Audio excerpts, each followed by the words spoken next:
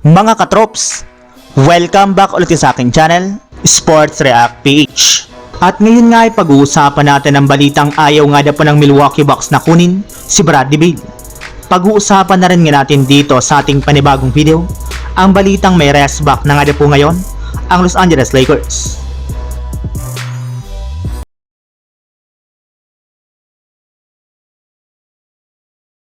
Isa na nga po sana mga katrops ang Milwaukee Bucks sa mga kupunan na posibleng sunod na mapaglaruan ni Bradley Beal kapag natuloy ang pag-trade sa kanya ng Phoenix Suns ngayong season.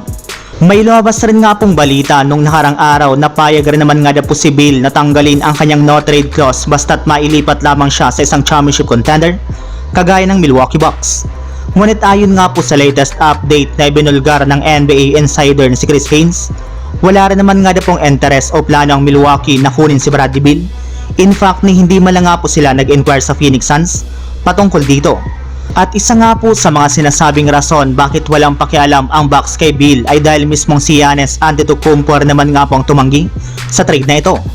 Alam nga po niya na kung sakali mang makipagnegosasyon ang Bucks sa Phoenix Suns, ay madadamay nga po dito ang kanyang matagal ng teammate na si Chris Middleton na ayaw rin naman nga po niyang mawala ngayong season sa kanilang kupunan. Samantala, punta naman tayo sa ating sunod na pag-uusapan sa balitang may rest back na nga po ngayon, ang Los Angeles Lakers. Pagkatapos nga po mga katrops ang impressive na panalo ng Lakers sa kanilang last game laban sa Washington Wizards, ay kakalabanin na rin naman nga po nila bukas ng umaga ang ating defending champions na Boston Celtics sa loob ng Crypto.com Arena. At bago pa man nga po magsimula ang kanilang laro, ay inanunsyo na nga po ng Lakers na nakalista na nga po dito bilang probable ang kanilang mga superstar na sina Anthony Davis at LeBron James. Hindi na naman nga na po dito maglalaro ang kanilang mga manlalaro na sina Jalen Hood-Schifino, Jared Vanderbilt at si Christian Wood. Pero sa kabila nga po niyan ay may labas rin naman nga pong magandang balita ngayon patungkol sa kanilang team.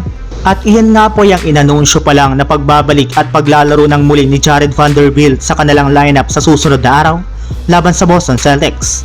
Mag-iisang taon nga po mula nang magtamo ito ng injury ay sa wakas makakabalik na nga po ito sa kanilang kupunan.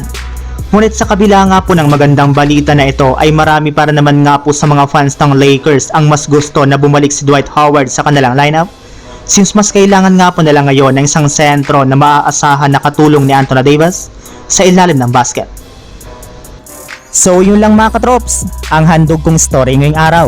Sana nag-enjoy kayo, please like and subscribe my YouTube channel, Sports React PH, para sa iba pang story at update patungkol sa NBA.